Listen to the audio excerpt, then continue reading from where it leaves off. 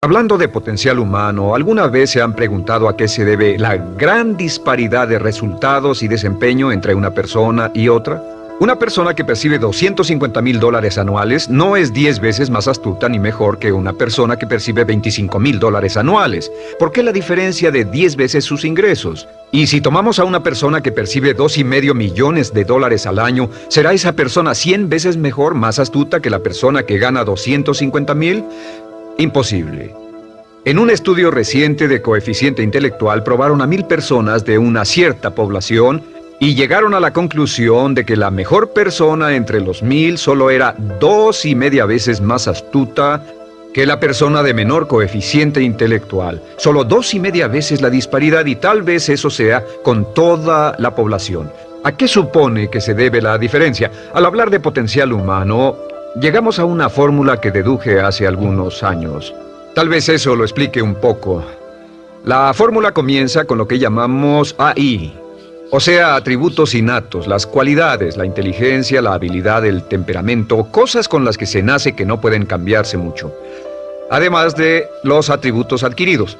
Estos atributos son muy importantes, son su educación, su capacitación, sus capacidades, su experiencia, conocimiento, sabiduría, etc., multiplicado por A, que es su actitud, es igual al potencial humano individual o al desempeño humano individual o resultados individuales humanos.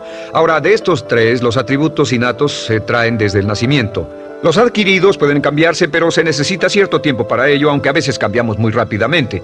Cierta información valiosa puede cambiar dramáticamente su eficacia, pero las actitudes pueden aumentarse o disminuirse dramáticamente en segundos. Cada vez que mejoramos nuestra actitud, multiplicamos todas nuestras capacidades. Una actitud ha sido llamada acertadamente el lenguaje más importante del ser humano, la palabra más importante del idioma en el humano. Todo lo que hacemos en la vida, según un estudio en Harvard entre estudiantes ejecutivos, será en un 85% de actitudes. Un 85% de su éxito estará determinado por su actitud. Eso significa que está determinado por cuán positivo o cuánta actitud mental positiva se tenga. Las personas con actitudes mentales positivas tienden a avanzar más rápidamente, se mueven hacia la cima en organizaciones valiosas, ganan más dinero, sacan más satisfacción de la vida. Una actitud mental positiva no significa que baile por las calles y arroje flores.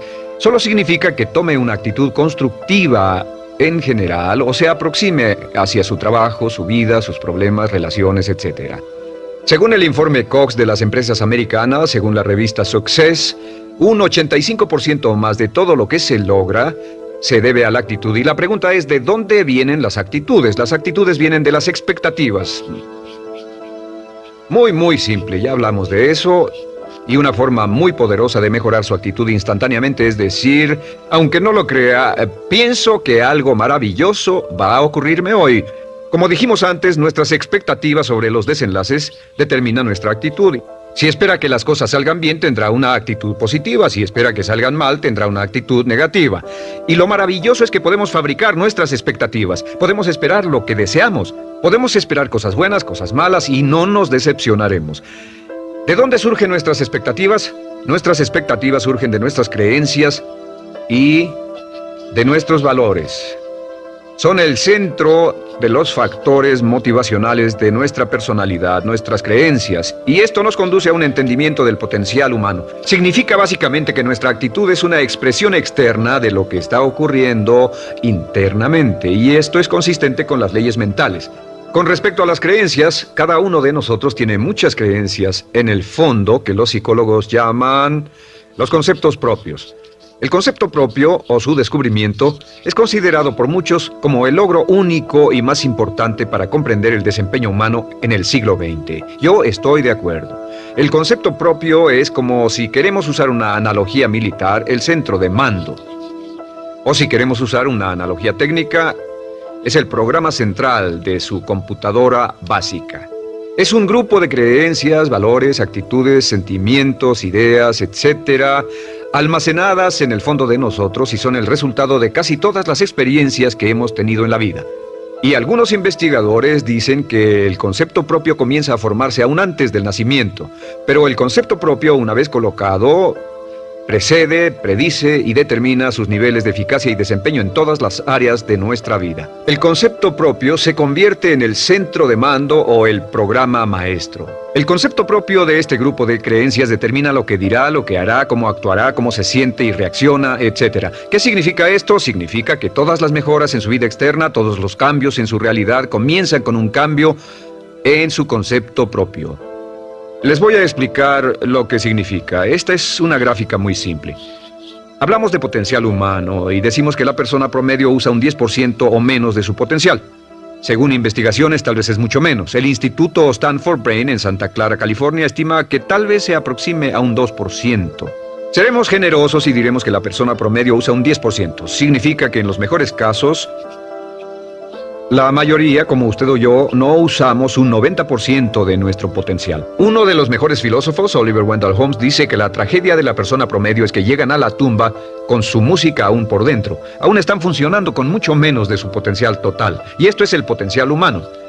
Sabemos que existe una relación directa entre el potencial humano y el concepto propio. Pero como nuestros conceptos propios o nuestras estimaciones de nosotros mismos generalmente son mucho menores de lo que debieran ser, nuestro nivel de desempeño y eficacia también es menor. Sabemos que nuestro concepto propio es altamente subjetivo. ¿Qué significa esto? Significa que el concepto propio, lo que pensamos que es cierto sobre nosotros mismos, no está basado en la realidad, está basado en información que hemos tomado y aceptado como cierto, hasta el grado en que creemos lo que sea de nosotros mismos y se vuelve cierto para nosotros porque actuamos de una forma consistente con ello. Algunas personas que leen sus horóscopos y creen en horóscopos predicen su futuro. Hay algunas personas que toman la crítica y las opiniones de otros a quienes ni siquiera respetan y hacen suyas esas ideas, dando un resultado muy negativo. Lo que piense, lo que acepte como cierto, se vuelve cierto para usted. También sabemos que como adultos tenemos una variedad de conceptos propios. Tenemos un concepto propio de cómo vestirnos, cuánto pesamos, lo que comemos, lo bien que podemos hablar en público, qué tipo de padres somos, qué tipo de hijos somos con nuestros padres, qué tipo de esposo o esposa somos, qué tipo de amante, de conductor. Lo interesante de manejar es que todos los hombres tienen un concepto muy positivo con respecto a esto. Las mujeres no entienden esto, pero los hombres nacen con un genio inherente para manejar. Todos los hombres son choferes excelentes. Si no lo creen, todo lo que tienen que hacer las mujeres que están viendo esto es pensar en la última vez que trataron de corregir la forma de conducir de un hombre y recordarán que no obtuvieron buenas respuestas. ¿Cómo respondemos ante alguien que desafía nuestro concepto propio, sugiriendo que no somos las personas que pensamos ser? Estamos a la defensiva, nos enfadamos, nos irritamos, es difícil que nos traten. Tenemos un concepto propio de lo creativos que somos, lo inteligentes, lo rápido que leemos, lo bueno que somos en los deportes, y si practicamos una gran variedad de ellos, tenemos un concepto propio para cada uno de ellos. Tenemos un concepto propio de lo bien que cocinamos, de lo bien que educamos a nuestros hijos, de lo bien que limpiamos nuestra casa, los autos que manejamos, etc. Y también de lo que valemos por lo que ganamos. Es muy interesante saber que nunca ganamos más del 10% de nuestro concepto propio en ingresos. Nuestro concepto propio determina nuestro nivel de ingresos. Este nivel de concepto propio se llama zona de confort. Y aunque querramos más dinero, veremos que la tendencia humana natural de todas las actitudes es luchar por lograr entrar a la zona de confort y luego quedarnos ahí.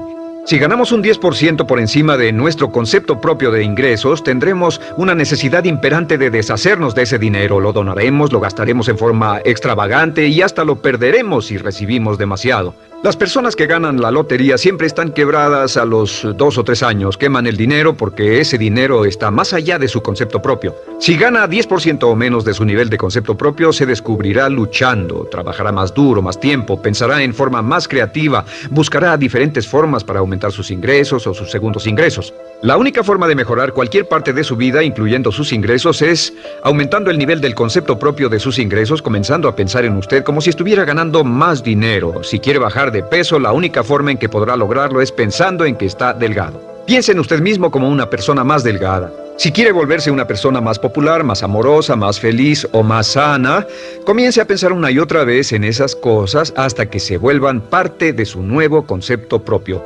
Hablaremos de eso más adelante. Es una parte esencial de la programación de su mente hacia el éxito. Su concepto propio global está determinado por el promedio de sus conceptos propios en las áreas que considere importantes. Ahora, su concepto propio está formado de 3 partes críticas. La primera parte del concepto propio es el ideal propio. El ideal propio es la persona que más desearía ser, es su idea de lo que constituye un ganador, es su visión ideal de lo mejor que puede ser usted. Nada más, una de las cosas que sabemos de las personas con éxito es que las personas con éxito tienen ideales propios muy claros, ideales claros de quién quieren ser en el futuro. Las que no tienen éxito tienen ideales muy vagos. El número 2 es la autoimagen. La autoimagen es como un retrato de cómo se ve a sí mismo y lo que piensa de sí mismo. La autoimagen es el espejo interno, es como se percibe a sí mismo ahora en su desempeño actual, en forma cotidiana. La tercera parte es su autoestima. Su autoestima es cómo se siente consigo mismo. Cómo se siente consigo mismo es la fuerza motriz, el motor, la fuerza poderosa dentro de su subconsciente. Es la fuerza de energía dentro de su concepto propio y determina casi todo lo que le pasa. La mejor definición de autoestima es cuánto se agrada a sí mismo. Cuánto se agrada a sí mismo como esposo, cuánto se agrada a sí mismo como empleado, cuánto se agrada a sí mismo como jefe, como inversionista, como orador profesional, como atleta, etc. Según se agrade a sí mismo, su nivel de autoestima, su sentimiento emocional global respecto a cualquier área de su vida, determina su desempeño y su eficacia en dicha área. Lo sorprendente es que se convierte en lo que piensa, su concepto propio es maleable, su autoestima puede formarse repitiendo una y otra vez: me agrada mi persona, me agrada mi persona, me agrada mi persona. Me agrada mi persona, me agrada mi persona, me agrada mi persona. Entre más se repita me agrada mi persona, me agrada mi persona, entre más lo repita una y otra vez, más crecerá su autoestima, y entre más crezca su autoestima, más crecerá su concepto propio global. Cuando crezca su concepto propio global, su desempeño será mejor en todo lo demás que emprenda. Cada vez que diga me agrada mi persona, me agrada mi persona, me agrada mi persona, me agrada mi persona, me agrada, será como bombearse psicológicamente. Todo lo que pase que haga que su autoestima suba hará que se comporte mejor. Todo lo que haga que su autoestima baje hará que se comporte peor, que cometa errores, que sea infeliz, etc. Un punto crítico de agradarse a sí mismo, sobre autoestima y agradarse a sí mismo, es que, número 1, nunca puede querer a nadie más de lo que se quiere a sí mismo. Que su nivel de autoestima es determinante de la calidad de relaciones que tenga con los demás. Y número 2, es que nunca puede esperar que nadie más lo quiera o respete más de lo que se respeta a sí mismo. Cuanto se agrade o se respete a sí mismo, determina sus actitudes hacia usted. Todas las escuelas de psicología actualmente están de acuerdo en el hecho de que depende de lo que usted realmente se quiera y se respete a sí mismo como un ser humano valioso e importante, tiene efecto sobre todo lo que le pase. Cuánto se agrade a sí mismo, y lo que puede hacer es mejorar su autoestima diciendo me agrada mi persona, me agrada mi persona, me agrada mi persona, me agrada mi persona. Y esto nos lleva a la pregunta, ¿de dónde viene el concepto de autoestima? Y descubrimos que el concepto propio es maleable, puesto que no nace con este concepto propio, no nace con ninguna idea sobre sí mismo, no nace con autoimagen ni autoestima. Nace, en cierto modo, como potencial propio. Es la mejor forma de plantearlo. La persona promedio llega al mundo como potencial puro. Y no tiene el concepto propio de que todo lo que es ahora, todo sentimiento que tiene, toda actitud o valor, tuvo que aprenderlo en el transcurso de su vida. También sabemos que el niño llega al mundo con una necesidad imperante de amor y contacto. Y como una gran cantidad de investigaciones lo indican, necesitamos mucho amor y contacto durante toda nuestra vida, pero en especial durante nuestros años de formación, porque de niños aprendemos quiénes somos, cuánto valemos, si somos importantes, inteligentes, amorosos, chistosos. Todo esto lo aprendemos por la forma en que nuestros padres nos tratan. Si nuestros padres, nuestros parientes, tíos o tías, en especial nuestros padres, nos tratan como si fuéramos realmente importantes, crecemos pensando que somos realmente importantes, pero si nuestros padres no lo hacen, pasa algo más. Sabemos que los primeros años de vida son los más importantes para el desarrollo del concepto propio, que un niño comienza a partir de cero. El niño nace sin saber quién es él o ella. Son sumamente valiosos el primero, segundo, tercero, cuarto y quinto años de vida. Algunos psicólogos pensaban que eran los 5 primeros años, pero ahora dicen que son los 3 primeros años. En sus 3 primeros años de vida el niño aprende quién es, y dicen que si se les da suficiente cantidad y buena calidad de amor en los 3 a 5 primeros años, los prepara usted de por vida. Los coloca en una base sólida de autoestima y confianza en sí mismos, valor e importancia realmente. Existe una relación directa entre la calidad y la cantidad de amor y el desarrollo de una personalidad sana. Entre más amor, amor incondicional, reciba un niño en sus años formativos, más fuerte será la base de su personalidad. El reverso de la educación es que casi todos los problemas de psicosis, neurosis, perturbaciones de la personalidad y problemas de comportamiento surgen de los problemas que se tengan con el concepto propio. Ahora observemos a los adultos. Aquí está nuestra personalidad adulta. Si nos observamos, podemos llegar a reparar nuestras bases, por así decirlo, repitiéndonos una y otra vez: me agrada mi persona, me agrada mi persona, me agrada mi persona, y llevamos ese concreto reparador hacia la base de nuestra personalidad. Los niños necesitan el amor como las rosas necesitan la lluvia. Los niños que carecen de amor a menudo mueren por escasez de amor. Es una enfermedad llamada marisma. Ahora, ¿qué más sabemos sobre los niños? Sabemos que los niños llegan al mundo con dos atributos notables. El primero es que no sienten temor. Los niños nacen sin temores. No temen a nada excepto a caerse y a los ruidos fuertes. Y esto se expresa en sus actitudes: yo puedo. Los niños llegan al mundo pensando que pueden hacer cualquier cosa, y quien haya criado a un niño hasta la edad de 3, 4 o 5 años sabe que debe pasar esos primeros años evitando que se maten, porque son como pilotos japoneses, porque no le tienen miedo a nada. Su segundo atributo es que llegan al mundo totalmente espontáneos. Dicen lo que quieren, hacen lo que quieren, son totalmente desinhibidos. Totalmente. Ellos no temen hacer nada de lo que desean, y esto se expresa en su actitud: no quiero. No tengo que hacerlo. Si ha tratado de controlar a un niño, lo habrá visto. Lo primero que dicen cuando comienza a darle órdenes, lo primero que aprenden es: no tengo que hacerlo. Claro, a veces cambiamos sus mentes de una u otra forma, pero estos son los dos atributos con los que los niños llegan al mundo. Llegan al mundo sin temores y desinhibidos. ¿Qué significa esto? Significa que nuestro derecho innato natural es no ser temerosos y ser desinhibidos. Y solo cuando podemos crear la misma situación en nuestra vida adulta, cuando no tememos y somos desinhibidos, nos sentimos a gusto con nosotros mismos. Las mejores organizaciones, las mejores compañías son las que crean un ambiente donde nos sentimos sin temores y sin reservas para ser nosotros mismos y para hacer lo mejor de nosotros. Al crecer descubrimos que los niños aprenden de dos maneras. La primera es por imitación. Imitan a uno o a ambos padres, en especial al padre dominante. Algunas veces el padre dominante cambiará cuando crezca el niño, y a veces los niños imitan al padre, a veces a la madre, pero aprenden por imitación. Muchas características y hábitos que tenemos como adultos los aprendimos de nuestros padres. ¿Alguna vez ha tenido la ocasión de gritarle o reñirle a uno de sus hijos? Verá que le dice las mismas cosas que le dijo su padre a usted cuando era niño. Así que imitamos. A veces imitamos su caminar, a veces su forma de hablar, a veces imitamos sus valores, sus creencias, etc. Aunque esos valores y esas creencias no tengan ningún valor. ¿Por qué? Porque nuestros padres eran así cuando nosotros éramos niños. La segunda forma en que aprendemos es pasando de la incomodidad, lo que no se siente bien, hacia la comodidad. Freud llamó a esto el principio del placer. O sea que nos movemos hacia aquello que nos hace sentir cómodos, lo que nos da placer, lo que nos hace sentir bien con nosotros. Nos movemos de la incomodidad hacia la comodidad. Así es como aprendemos a no mojar el pañal, por ejemplo. Sabemos que no es agradable caminar con popó o pipí en nuestros pañales. Vemos lo que hacen nuestros padres, vemos lo que nuestros parientes hacen y decimos: estas personas no hacen lo que yo. Así aprendemos a caminar y lo demás. Así que de la incomodidad hacia la comodidad.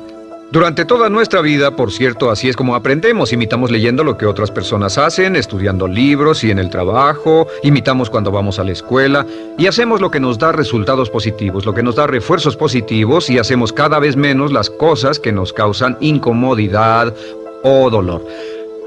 Ahora, muy temprano en la vida, como equivocación o como resultado de una equivocación que los padres cometen en la crianza, los niños comienzan a aprender hábitos y patrones negativos. Los patrones y hábitos negativos tienen sus raíces principalmente en la crítica destructiva. La crítica destructiva comienza muy temprano en la vida, a veces en los primeros meses. Y la crítica destructiva la usan los padres para dirigir y controlar a sus hijos. Desafortunadamente, tiene un efecto muy peligroso y dañino sobre nosotros, ya que la crítica destructiva tiende a minar la integridad de la personalidad del niño. Muchos de nosotros, incluyéndome a mí y a muchos de ustedes, nos hemos visto minados y heridos por la crítica destructiva más que todas las guerras en la historia. Ahora, como resultado de la crítica destructiva, comenzamos a desarrollar hábitos y patrones negativos. Los patrones de hábitos negativos son respuestas condicionadas hacia los estímulos. Los patrones de hábitos negativos se desarrollan en los inicios de la vida. Se desarrollan como resultado de una repetición del temor y el dolor una y otra vez. Se desarrollan como resultado de la crítica destructiva, el castigo físico, etc. En los inicios de la vida comenzamos a desarrollar dos manifestaciones que nos persiguen durante toda nuestra vida y más que ninguna otra cosa inhiben nuestro potencial. La primera es la llamada patrón de hábito negativo inhibido. El patrón de hábito negativo inhibido se aprende cuando al niño le dicen una y otra vez no. Aléjate de ahí, no toques eso, y se le castiga. Cuando el niño intenta algo nuevo, o se involucra con algo, o huele algo, o derrama algo, o rompe algo accidentalmente, el padre estalla y se enfada mucho. Como ven, el niño está impulsado por la curiosidad insaciable de explorar su mundo.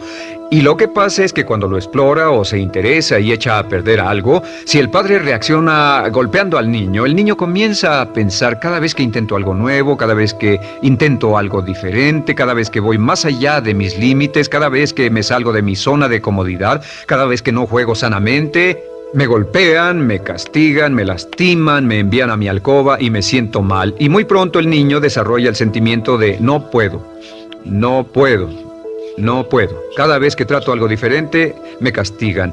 No puedo, no puedo, no puedo. Es como la respuesta de Pavlov. Pavlov sonaba la campana y le daba de comer a un perro, y el perro salivaba y Pavlov alimentaba al perro. Mientras sonaba la campana, el perro salivaba y siguió haciendo eso, y después Pavlov solo sonaba la campana y el perro salivaba. Lo que pasa en la vida adulta es que esto crea lo que llamamos temor al fracaso.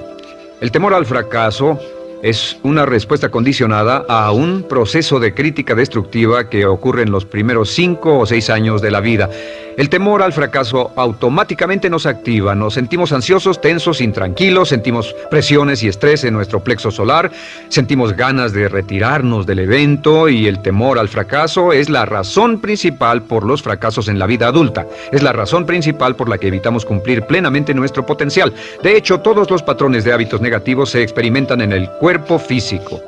Puedes saber cuál es un patrón de hábito negativo porque se siente en el cuerpo físico, precisamente. El patrón de hábito negativo inhibido, el temor al fracaso, el no puedo, ocurre primero que todo en el plexo solar. ¿Ha tenido la ocasión donde debe hablar frente a un grupo, debe ir a una revisión de su desempeño, debe hacer una llamada determinante? Primero su plexo solar se aprieta.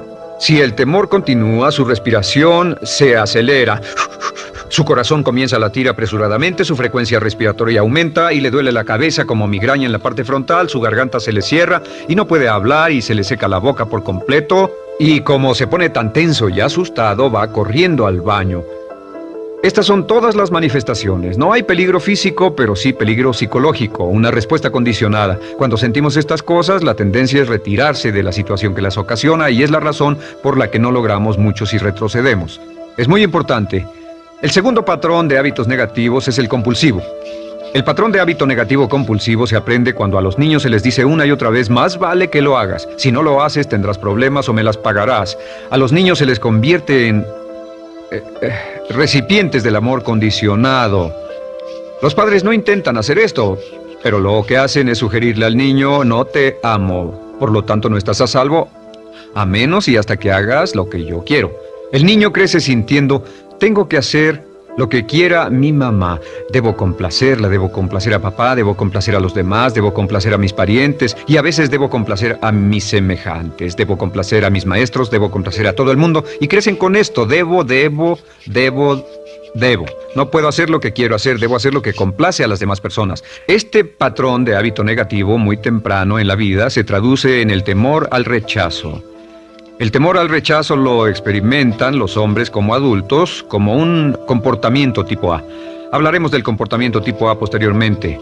El comportamiento tipo A es una necesidad compulsiva o excesivamente compulsiva de complacer de algún modo a alguien sin normas de comportamiento, prácticamente sin pensarlo. El temor al rechazo nos impulsa, nos hace muy sensibles a las necesidades de los demás. Hacemos cosas que otras personas quieren, no hacemos lo que nosotros queremos. Siempre estamos tratando de complacer a los demás. Tenemos preocupaciones o nos importan las opiniones, sentimientos y actitudes de otros hasta el punto donde ocultamos nuestras necesidades.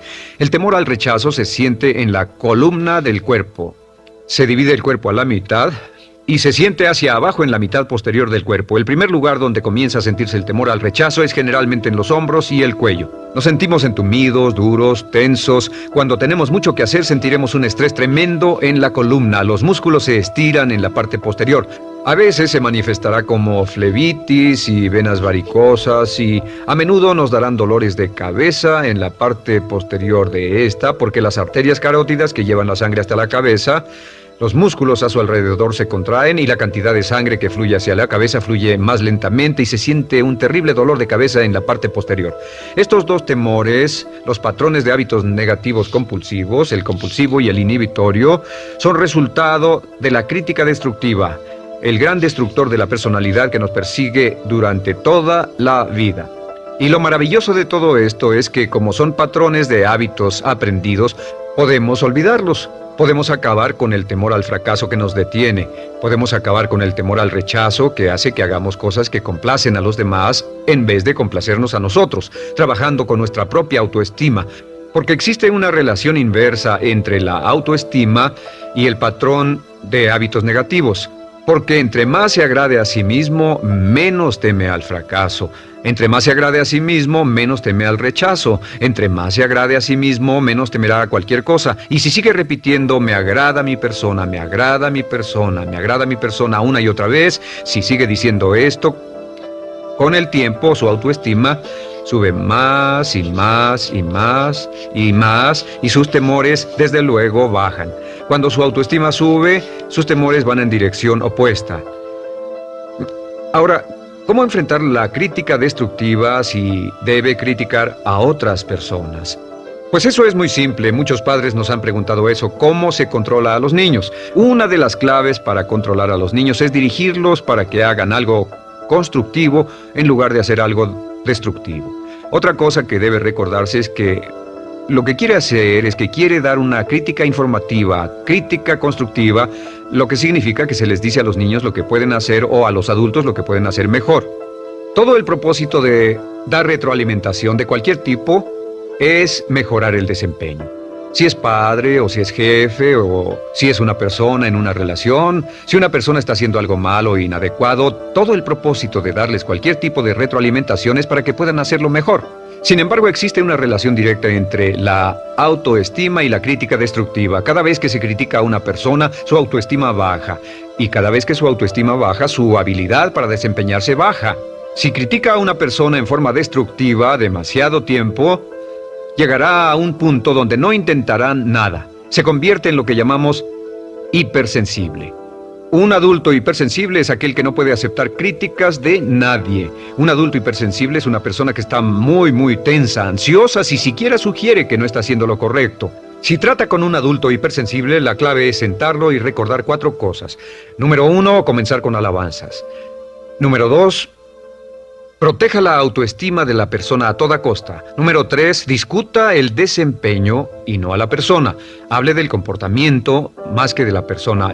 Y número 4 es enfocarse hacia el futuro en vez de en el pasado. Enfóquese hacia lo que va a hacerse en forma diferente en el futuro en vez de lo que pasó en el pasado. ¿Por qué? Una razón muy simple, porque una persona no puede controlar el pasado. Al no poder controlar el pasado, cualquier crítica de lo que han hecho en el pasado les da un estrés tremendo y frustración. Así que en resumen, la clave del éxito en la vida es una actitud mental positiva. Una actitud mental positiva se basa en expectativas de éxito, de una serie de expectativas positivas.